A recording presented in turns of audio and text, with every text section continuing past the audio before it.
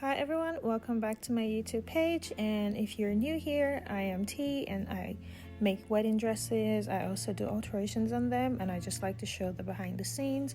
So as you can see, this is the process of me getting my wedding dress done, and I don't have a lot of footage, but what I do have is what I'm showing here, because obviously it's hard to work on stuff sometimes and always remember to pick up the camera. So anyways, this is me sourcing through all the swatches of laces that I've used for previous brides, and also some new swatches that my supplier sent me. For sure, I wanted different textures of lace. I knew I wanted to use some soft chantilly lace, the Italian one, because it's super soft and very delicate. And I knew that I also wanted some floral embroidery with some, beading and whatnot. So this is me just looking again in the store to see what else I have. So after doing a bunch of sketches and trying to figure out what direction the dress was gonna go in, instead of just the typical all white, all ivory, I landed on a more nude lining, which is, it's kind of tricky because it wasn't nude for my skin tone, but it was perfect for showcasing the different textures and different layers on the laces that were used for the dress. And this is me just checking all the other embroideries that I have. I have a ton of stuff because, like I said, I make wedding dresses and I also do alterations on them. So I'm always surrounded by new fabrics and old ones as well that I've purchased before. So this is just an example of a mock-up of figuring out the neckline and how the dress is going to look on the top. So this is the dress all done. I still have all the pins on the chest area, as you can see, with the embroidery, because I'm still working on it. Personally, it's easier to have somebody else tailor it for you if you don't know how to do dresses.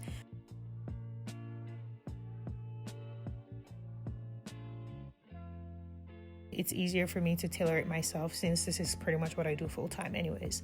So as you can see, the waistline, there's a lot of gaping fabric in there, so I'm just pinning it up so I can know how much I need to take off. The outer layer, which is the top layer, is fine because they're just embroidered lace that I cut out in different patterns towards the waistline to kind of cover that seam. So that one's fine. It's more of the chantilly lace on the inside, the soft one, that I need to take in a little bit more, which is cut off from side to side about 1.25 inches. So here I'm just safety pinning away the big floral laces so I can get to the one that I actually need to work on.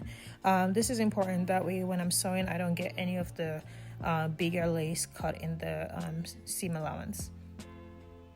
So I'll do the same thing for the top as well.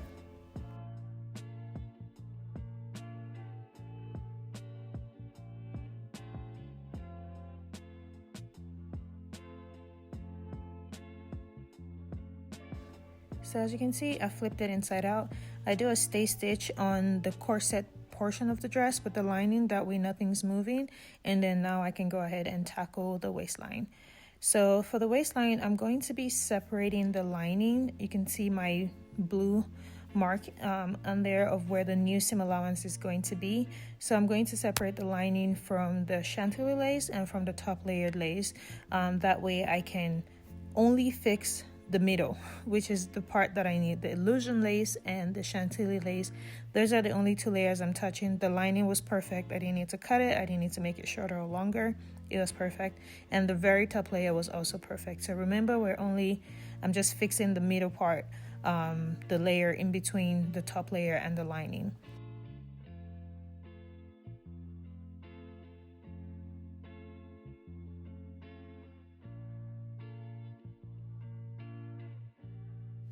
So I'll go ahead and pin it all the way around from side seam to side seam.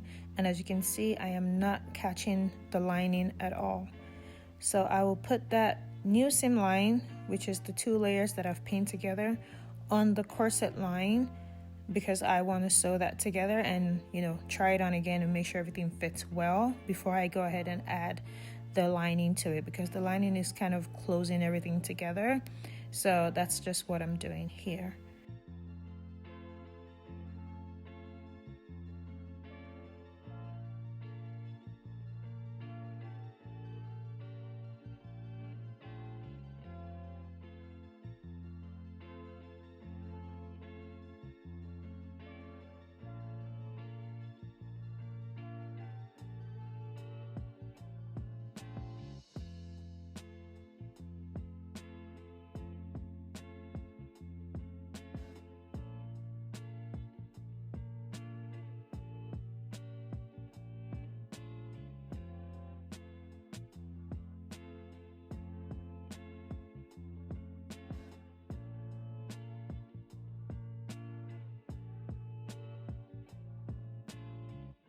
I'm also going to be sewing the side seams because honestly my wedding was in December and I started working on the dress in October. So literally every day or every other week when I tried on this dress, I kept losing weight. So I kept taking it in more and more, not intentionally, but just, I guess it's just like wedding stress or whatever. So in total, I think I took it in about 4 times before the actual day, and on the day of the wedding, the dress still felt a little roomy. Like it still felt like I could have taken it in even more just because I just had so much extra fabric inside. Anyway, so this is it when I've taken in the sides even more. You can see the original stitches that I've taken in multiple times, and I still have to hand sew all the flowers on the chest area because I just didn't like the fact that it looked flat. The lace looked flat, though it's floral. I just wanted some more dimensions to dress. So this is what I mean when I say like don't worry about the top layer, because I overlap the top layer to cover the seams. That's just my preference. I like when dresses look seamless. Sometimes people will use the same appliques but cut it shorter. I just like to use the one from the skirt so that way it kind of like overlaps into the corset. And now I'm just safety pinning it to see if I like the way it looks now, and there's nothing else bulging. And yeah, everything was looking really good. And now this is the part where, you know, it takes more time. You have to hand sew a lot. I did try with a white lining first to see if I liked it ivory, but honestly I just like this tan one better because it let the dimensions of all the laces that I used, it allowed it to shine and to show very well. So yeah, this is it. I'll do the same thing for the sides and cover up all the seams on the sides. And I'm also going to be taking in under the bum. Like I said, I honestly just kept losing more and more weight. So yeah, as long as I could still sit and dance and squat and I could still walk, I guess that was good. So these were some of the floral appliques that I was using. I had some floral ones, and then I also had some embroidered ones. And then I'm using my skein thread because it's like waxed and it's so good. That thread is not cutting unless you literally put a scissors or a blade to it. So this is me just hand sewing everything all together.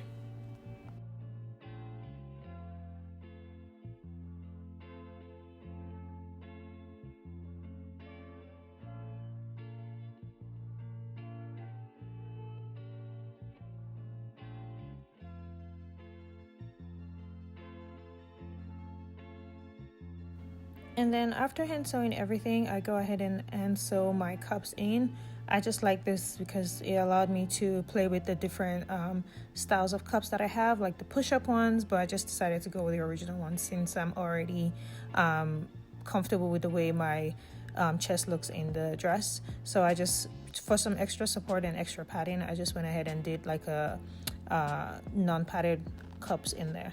So these were some of the designs that I was playing with for the straps. So as you can see, I have so many textures and different laces and fabrics on this dress.